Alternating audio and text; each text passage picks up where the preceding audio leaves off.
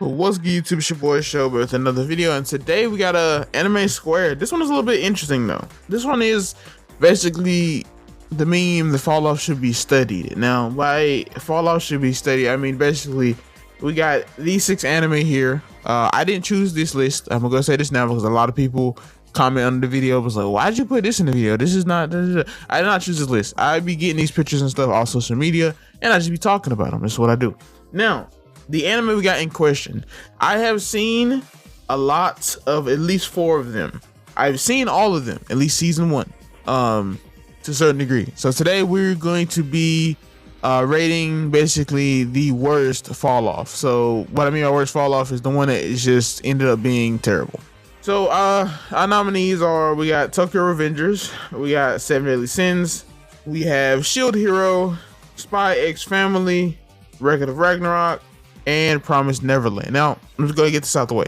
The 2 shows that I've watched the least is probably Shield Hero. I think I watched season 1 and season 2. In Record of Ragnarok, I think I watched like literally season 1.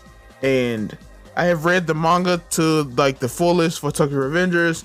I have finished Seven Deadly Sins fully, and I'm even in the spinoff with that.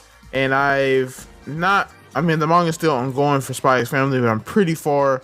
And then we got Promised Neverland, which I've also finished all the way. Now, so since we're ranking this sort of in reverse, the one that I get rid of is going to be probably like the best one. Like, you know, the one that is not necessarily the one that fell off the most to me. So keep that in mind. The one at the end is going to be what I consider to be the worst fall off. So let's talk about them individually first. Okay, first of all, we got Tokyo Revengers. Now, I think with Tokyo Revengers, it's a good anime. I think the fall off came to where it, to me, it just felt like it was too many seasons. Me reading the whole manga, I was really invested into this anime, mind you. When I watched the first episode of the anime, I literally went right straight into the manga because the premise to me, like, I love that premise so much. It reminded me of an anime called Erased, in which you had some time travel shenanigans there. And I've really, you know, so I really got into the premise of it. I got into how everything is just, you know, it feels like a really, really good mysterious anime. You start to really get in deep, and then you just it kind of falls flat. We'll get to that later. Next, Seven Deadly Sins. Amazing anime for like the first couple seasons. Really heartwarming, really action packed. A little bit gropey, if I'm being honest. I feel like this was during a period of time where there was a lot of characters that was like kind of perverted characters, and you know, towards when I started watching the series, like as long as I started, you know, going forth with the series, I kind of got annoyed with it. I mean, to each his own. It's like it was just too much. That in itself is not, I guess, not considered a point for its fall off, but the fall off came in where the animation turned bad, and the later seasons, which had some of the best content, just wasn't presented well. Now we got Shield Hero. Now, from my knowledge, honestly, a lot of Shield Hero is regrettable for me. This was during the time I was getting tired of Isekai. This was like the beginning half, though. You know what I'm saying? We still in that wave, and we're still getting a lot of those anime. I think in the very beginning, though, Shield Hero was one of the ones I actually watched, and I like the premise of it coming out, and you know, kind of having like these summonable heroes. You know, so everybody know what's up, and then you have this big scandal. And this big scandal basically ruins this guy's life. It was a nice twist on the genre. I will say that to me, season 1 was really, really decent. I think that season 2 and on just got boring. It got like generic and just kind of a little bit boring, to be honest. All right, then we got Spy X Family. To be honest, I think this is going to be the one I'm going to end up knocking out first because I don't necessarily see this as falling off. I think what they consider falling off in this picture is that it had a immense amount of hype. Like, it was really, really hyped, and you know what I'm saying, a lot of people aren't really talking about it no more. Anya became the face of anime for a little while, and you know, right now it's just kind of falling under the radar. It's still there, you know what I'm saying, they're still doing things, but it was really, really hyped up when it first came out. I mean, I jumped to it, and I was at a point where I didn't watch like a lot of ongoing anime at the time, so it definitely had the hype. I read the manga. It's a nice little comfort story. You know, it's a nice little story just to sit down, you know what I'm saying, and just chill and just kind of get into. Then we got Record of Ragnarok, man. I thought this series was really good. At least to me, this is kind of like Spy X Family in the way of, you know what you're coming here for. It's basically a giant tournament arc. You're going to see legendary figures fight each other. it's gonna be cool. Animation was not there though. Like I said, I've only watched season 1, and I enjoyed season 1 a lot. And the anime itself was really, really hyped up. I mean, a lot of like casual anime fans was watching this on Netflix. So this was kind of like, I don't want to say Attack on Titan hype, because it wasn't, but it was definitely big enough to be where, you know, a lot of people were hyping it up. Then we got Promised Neverland. I feel like Promised Neverland was probably, if I would have to say, like the most hype on this entire list. When it first came out, like besides Spy Family, this in itself was like the most hype an anime had got. Everybody was talking about how amazing it was and an amazing opening, and it was just so fire. Then season 2 came out, and I'm not really gonna spend too long on this. Just know that season 2 came out and it ruined everything that the hype had built. And the problem with that is that not only did the anime ruin the hype, the manga had a better season 2 in terms of like the manga. They had a way better season 2, but the anime decided just to not use that at all, really, and decided to go the route of, yeah. All right, so since we don't want to make this video 2 years long, we're gonna go ahead and eliminate 2 from this. I think the 2 I'm gonna eliminate from this is really easy. I think Spy X Family, well, I thought it'd be a lot easier. And Ragnarok, I think Ragnarok, to me, I haven't seen season 2, so I can't really pretty much say that it really fell off. I heard a lot of people hype for season 2, you know what I'm saying? I don't know if it was good or bad. I think that Spy X Family is just not really shows to be in here. Like, yeah, the hype kind of died down, but I enjoyed, you know, the little comfort episodes. You know, I enjoyed what I'm coming into it for. So those 2 are out, meaning that those are not a heavy fall off. Now we got 4 more. Let's talk about how they fell off specifically, so we can eliminate to the final 2. All right, man. Tokyo Revengers. If I'm to be honest, the fall off of this came. It just is, as I was reading the manga, and I guess this could be considered anime, but I'm doing both. As I was reading the manga, I just started to get muddled up in the pages to me. I feel like a lot of people fighting back and forth. I feel like the whole thing just became redundant. Like the story in itself just literally became redundant. Like they were fighting against this random super strong gangster teenager, only for Mikey to join forces. It was just, to me, it just came redundant. The story made no sense. They ended up solving the big mystery. At least the main mystery on how to save the girl. They ended up solving it. Spoiler alert.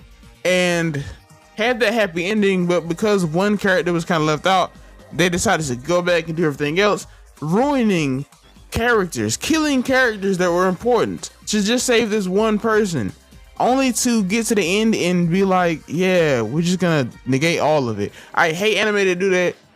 Sometimes you just gotta let your dead bury. They kill so many characters to make their anime seem like it had high stakes, and then just kind of made everybody forget it. You know, it is what it is.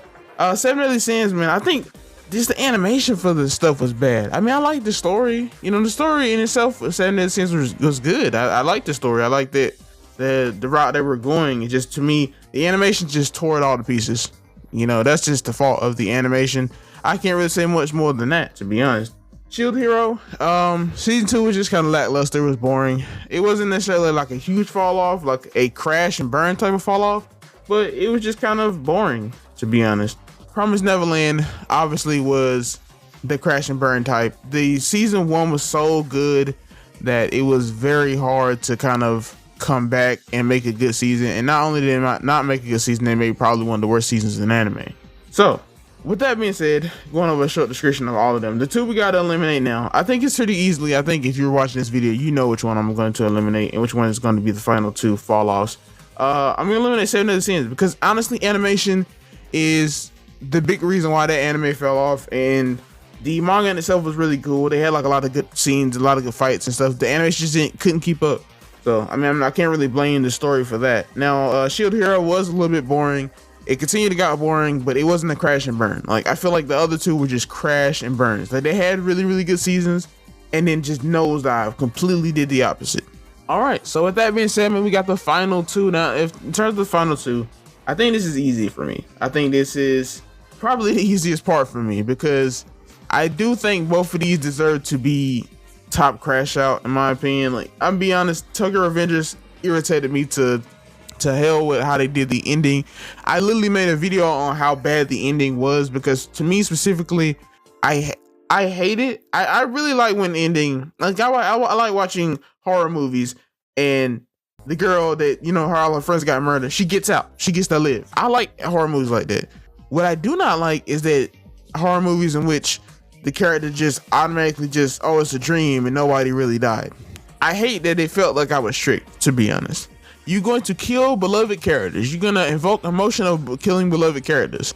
Only to do, and this is the big thing with Naruto too. I don't really want to get into it much. I said what I had to say in the video, you know, but I hate when they do the fake out thing, at least in terms of like, that was the end of the anime. So they faked out every death in the anime so far. So Promised Neverland. I think Promised Neverland was such a good season 1 that people were kind of expecting a masterful season 2. And I feel like this just fell all to pieces. Man, animation was bad. Everything was bad. It was horrifying. Like, they skipped so much stuff. Like, they were doing the light novel thing. Like where light novels have so much material, they just end up skipping around, and, you know, it ends up cutting a lot of good parts out of the book. Nah, man, they were doing terrible things. That was like a slideshow. I don't even remember what season 2 consisted of. Reading the manga was a lot better. And to be honest, even the manga kind of crashed out at the end. It was not even great at the end. It just kind of didn't make sense. A lot of stuff was just like, oh, whatever, man.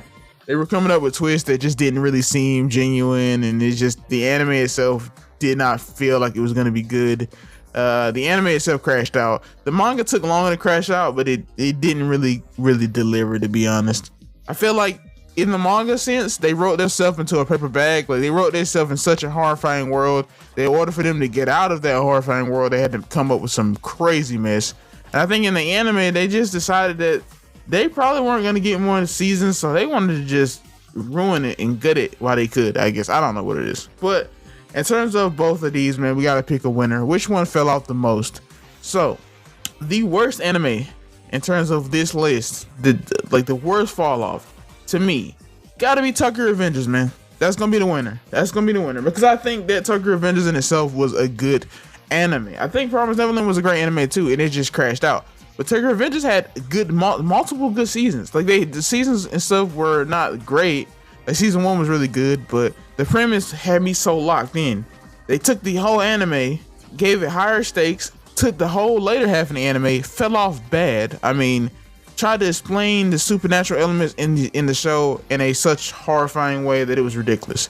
And not only did they try to explain the supernatural elements that just appeared at the end for some reason, they also just kind of retconned everything just to say, bro, with the power of friendship, we can just change everybody's lives. So with that being said, guys, Tokyo Revengers is the worst crash out.